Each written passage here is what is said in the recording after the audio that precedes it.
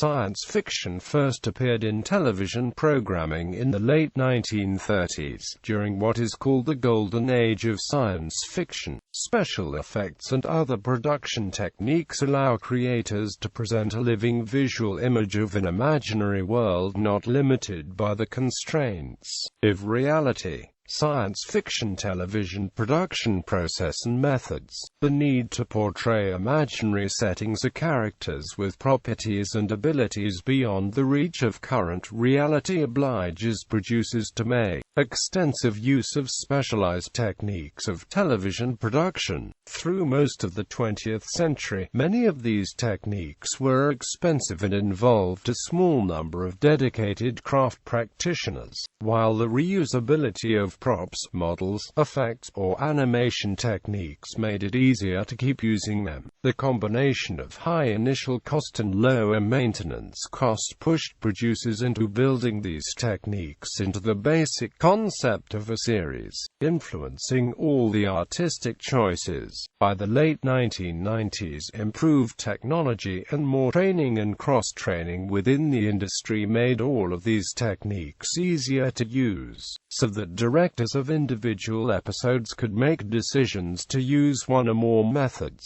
so such artistic choices no longer needed to be baked into the series concept. Special effects have been an essential tool throughout the history of science fiction on television. Small explosives to simulate the effects of various ray guns, squibs of blood and gruesome prosthetics to simulate the monsters and victims in horror series, and the wire-flying entrances and exits of George Reeves as Superman. The broad term special effects includes all the techniques here, but more commonly there are two categories of effects. Visual effects involve photographic or digital manipulation of the on-screen image, usually done in post-production. Mechanical or physical effects involve props, pyrotechnics, and other physical methods used during principal photography itself. Some effects involved a combination of techniques. A ray gun might require a pyrotechnic during filming, and then an optical glowing line added to the film image in post-production.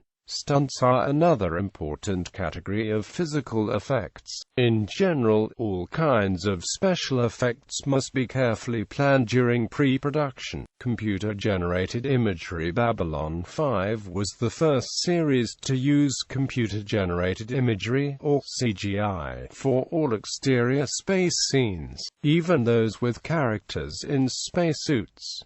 The technology has made this more practical, so that today models are rarely used. In the 1990s, CGI required expensive processes and customized applications, but by the 2000s, computing power has pushed capabilities down to personal laptops running a wide array of software. Models and puppets. Models have been an essential tool in science fiction television since the beginning, when Buck Rogers took flight in spark-scattering spaceships wheeling across a matte backdrop sky. The original Star Trek required a staggering array of models. The US Enterprise had to be built in several different scales for different needs. Models fell out of use in filming in the 1990s as CGI became more affordable and practical, but even today, designers sometimes construct scale models which are then digitized for use in animation software.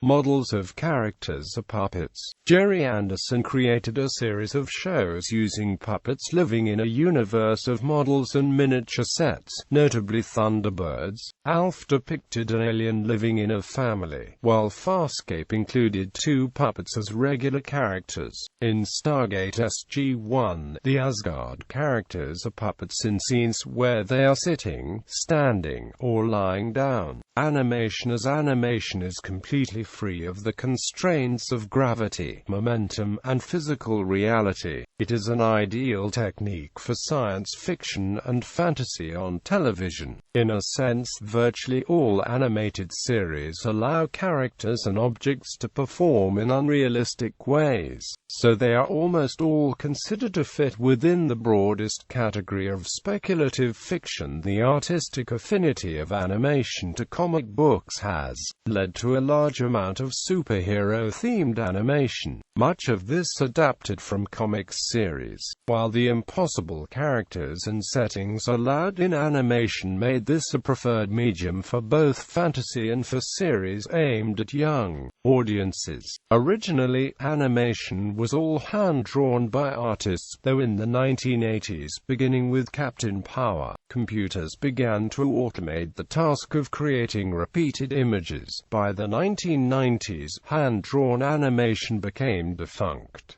Animation in live action. In recent years, as technology has improved, this has become more common, notably since the development of the massive software application permits producers to include hordes of non-human characters to storm a city or space station. The robotic Cylons in the new version of Battlestar Galactica are usually animated characters, while the Asgard in Stargate SG-1 are animated when they are shown walking around, or more than one is on screen at once. Science fiction television economics and distribution. In general, science fiction series are subject to the same financial constraints as other television shows. However, high production costs increase the financial risk, while limited audiences further complicate the business case for continuing production. Star Trek was the first television series to cost more than $100,000 per episode, while Star Trek: The Next Generation was the first to cost more than $1 million per episode. The innovative nature of science fiction means that new shows cannot rely on predictable market-tested formulas like legal dramas or sitcoms. The involvement of creative talent outside the Hollywood mainstream introduces more variables to the budget forecasts. In the past, science fiction television shows have maintained a family-friendly format that rendered them suitable for all ages, especially children, as the majority of them were of the action-adventure format.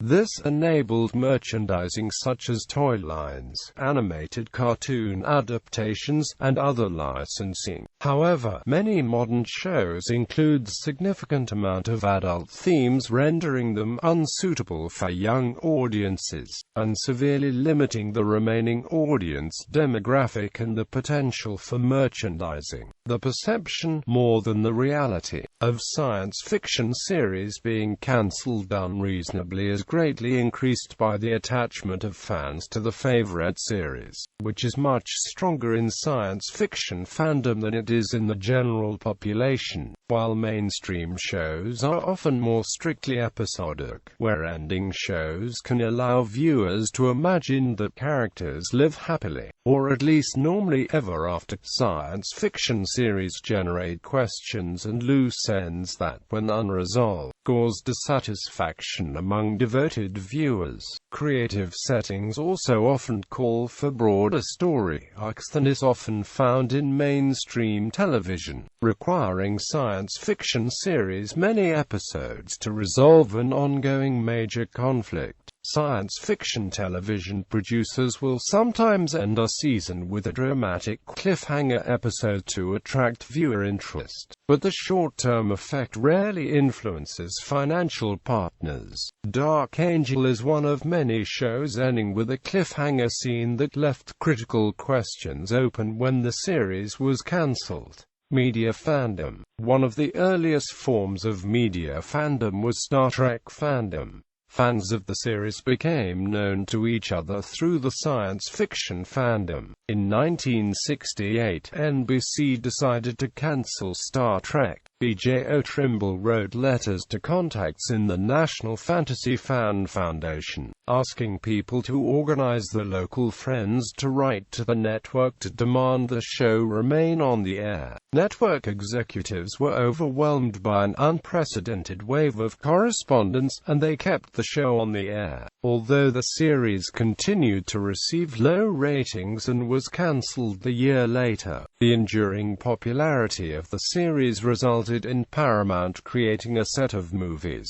and then a new series, Star Trek: The Next Generation, which by the early 1990s had become one of the most popular dramas on American television. Although somewhat smaller, Doctor Who fandom considerably predates Star Trek fandom. Meanwhile, Star Trek fans continued to grow in numbers, and began organizing conventions in the 1970s. No other show attracted a large organized following until the 1990s, when Babylon 5 attracted both Star Trek fans and a large number of literary SF fans who previously had not been involved in media fandom. Other series began to attract a growing number of followers. In the late 1990s, Buffy the Vampire Slayer drew a large mainstream audience into fandom. Greater demand allowed Buffy actors to charge much higher appearance fees than the Star Trek actors had. This pushed appearances out of the reach of some volunteer non-profit fan groups towards commercial event promoters. At the same time, a market for celebrity autographs emerged on eBay, which created a new source of income for actors, who began to charge money for autographs that they had previously been doing for free. This became significant enough that lesser-known actors would come to conventions without requesting any appearance fee, simply to be allowed to sell their own autographs. Today, most events with actor appearances are organized by commercial promoters, though a number of fan-run conventions still exist, such as Toronto Trek and Shore Leave. The 1985 series Robotech is most often credited as the catalyst for the Western interest in anime. The series inspired a few fanzines such as Proto-Culture Addicts and Animag, both of which in turn promoted interest in the wide world of anime in general. Anime's first notable appearance at SF comic book conventions was in the form of video showings of popular anime, untranslated and often low-quality VHS bootlegs. Starting in the 1990s, anime fans began organizing conventions. These quickly grew to sizes much larger than other science fiction and media conventions in the same communities. Many cities now have anime conventions attracting 5,000 to 10,000 attendees. Many anime conventions are a hybrid between non-profit and commercial events, with volunteer organizers handling large revenue streams and dealing with commercial suppliers and professional marketing campaigns. For decades, the majority of science fiction media fandom has been represented by males of all ages and for most of its modern existence, a fairly diverse racial demographic. The most highly publicized demographic for science fiction fans is the male adolescent, roughly the same demographic for American comic books. Female fans, while always present, were far fewer in number and less conspicuously present in fandom. With the rising popularity of fanzines, female fans became increasingly vocal. Starting in the 2000s, genre series began to offer more prominent female characters. Many series featured women as the main characters with males as supporting characters. True Blood is an example. Also, such shows' premises moved away from heroic action-adventure and focused more on characters and the relationships. This has caused the rising popularity of fan fiction, a large majority of which is categorized as /fan fiction. Female fans comprise the majority of fan fiction writers. Science fiction television history and culture. U.S. television science fiction. U.S. television science fiction has produced Star Trek and its various spin-off shows of the Star Trek franchise, The Twilight Zone, The X-Files, and many others. British television science fiction. British television science fiction began in 1938 when the broadcast medium was in its infancy with the transmission of a partial adaptation of Carol Capik's R.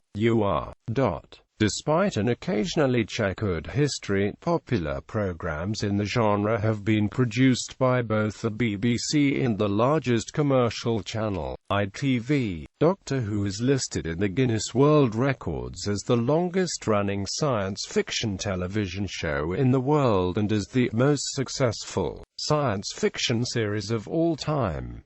Canadian science fiction television. Science fiction in Canada was produced by the CBC as early as the 1950s. In the 1970s, CTV produced The Starlost. In the 1980s, Canadian animation studios including Nelvana began producing a growing proportion of the world market in animation. In the 1990s, Canada became an important player in live-action speculative fiction on television, with dozens of series like Forever Knight, RoboCop, and most notably The X-Files and Stargate SG-1.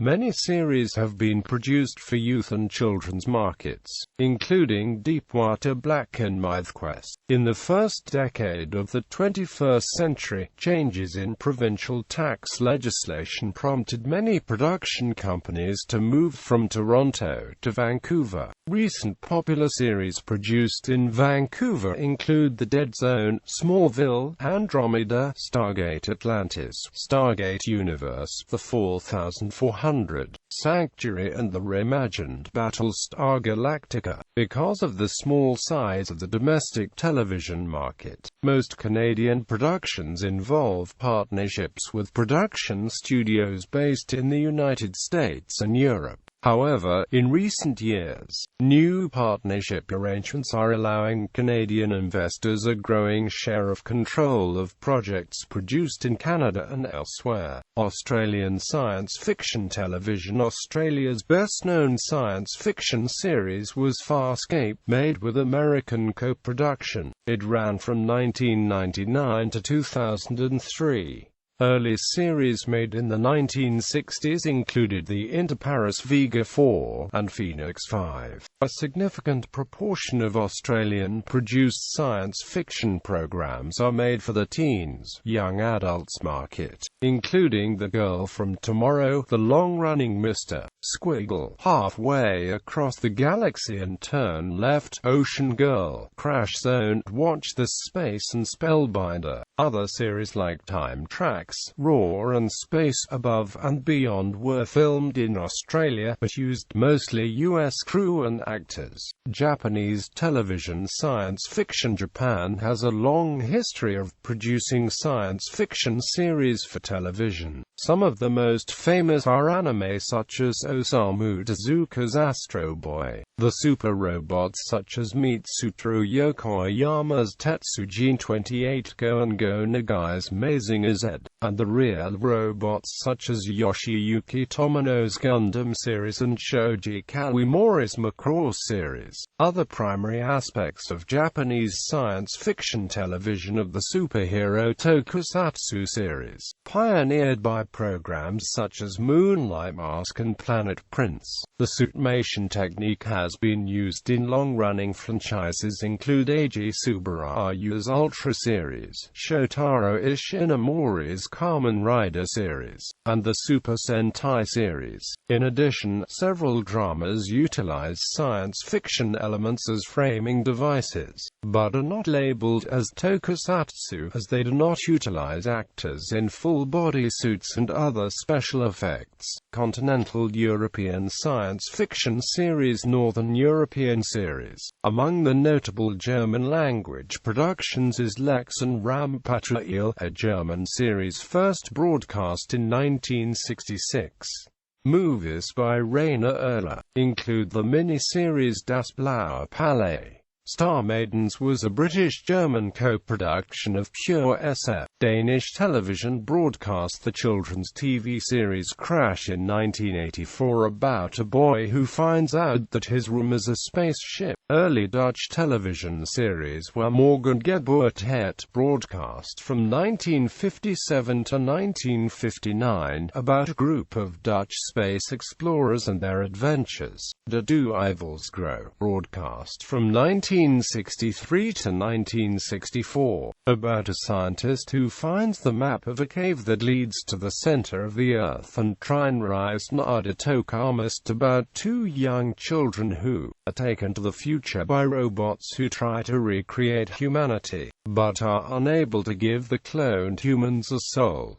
All three of these television series were aimed mostly at children. Later television series were Professor Vreemdeling, about a strange professor who wants to make plants speak, and Zeus Miser, a nationalistic, post-apocalyptic series where the Netherlands has been built full of housing and the highways are filled with traffic jams. The protagonist, a female superhero, wears traditional folkloric clothes and tries to save traditional elements of Dutch society against the factory owners.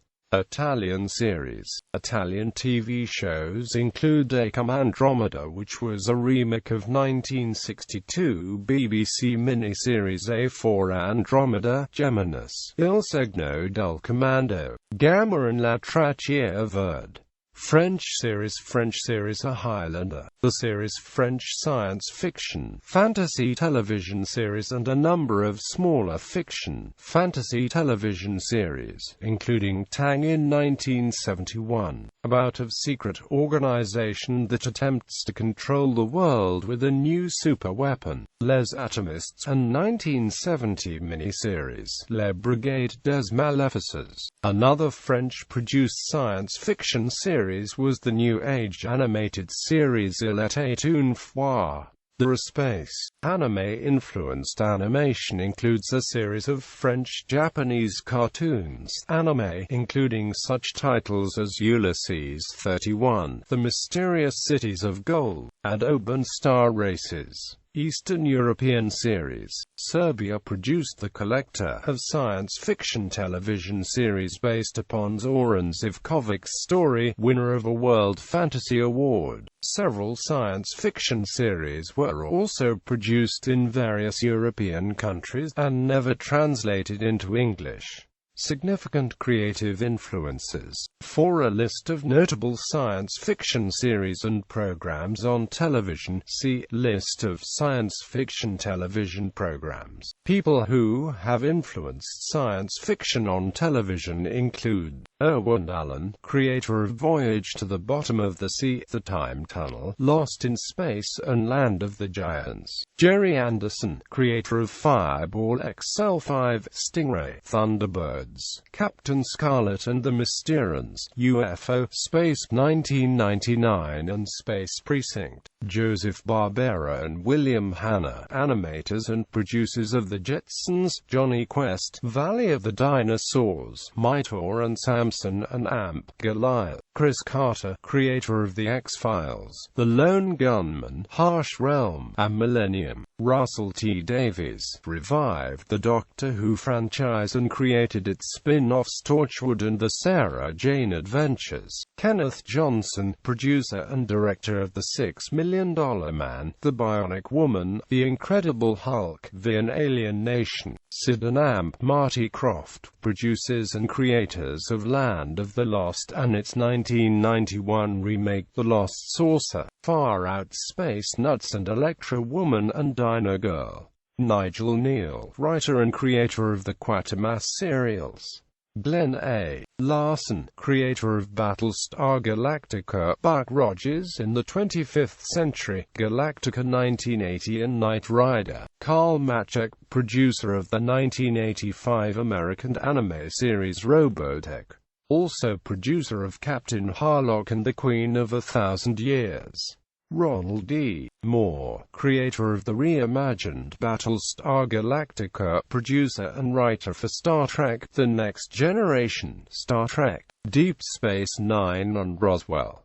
Terry Nation, creator of the Daleks in Doctor Who and of his own shows Survivors and Blake's 7. Sidney Newman, creator of Doctor Who, The Avengers and other telefantasy series. Rockner S. O'Bannon, creator of Alien Nation, Sequest DSV and Farscape. Gene Roddenberry, the creator of Star Trek, The Next Generation, Earth, Final Conflict and Andromeda. Rod Serling, creator of The Twilight Zone and Night Gallery. Leslie Stevens and Joseph Stefano, creators of The Outer Limits. J. Michael Straczynski, creator of Babylon 5 Crusade, Jeremiah and Sense8. Joss Whedon, creator of Buffy the Vampire Slayer, Angel, Firefly and Dollhouse. Robert Hewitt Wolf, writer, producer, and/or executive producer of Star Trek, Deep Space Nine, Andromeda, The Dead Zone, The 4400 and The Dresden Files. Brad Wright, writer, producer, co-creator and/or executive producer of Stargate SG-1, Stargate Atlantis and Stargate Universe.